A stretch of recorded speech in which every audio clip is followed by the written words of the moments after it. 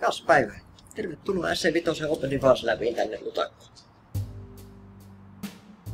Tää on semmonen paikka, jonne voi kuka tahansa kävellä sisään ja tulla testaamaan omia web-sivujaan tai tekemiensä web-softia erilaisilla mobiililaitteilla. Täällä meillä löytyy laitevalikoimaa jokin verran enemmän kuin mitä yleensä kehittäjän omasta hyllystä tai taskun pohjalta löytyy.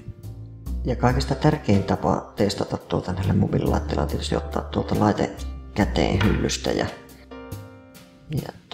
avata siihen se oma appiksensa tai web-saittinsa tai mikä ikinä, katsella, että se näyttää siltä kun pitää ja katsoa, että tekeekö se niinku semmoiset asiat kun sen haluaa tekevän.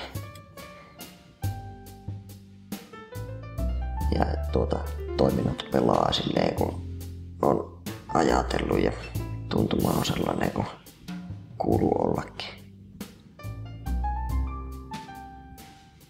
Ja sitten jos tarvetta on testailla, katsella yleisnäkymää useammalla laitteella kerralla, niin meillä on täällä Labille käytössä sitä varten tämmönen läppäri ja siihen mukava apuohjelma nimeltä Ghost Lab, jolla pystytään etäohjaamaan useampaa mobiililaitetta kerralla. Ja sitten kun meillä on laitteet hallittuina tässä, niin navigoinnit ja toiminnot yhdeltä laitteelta heijastuu sitten kaikille muille myös.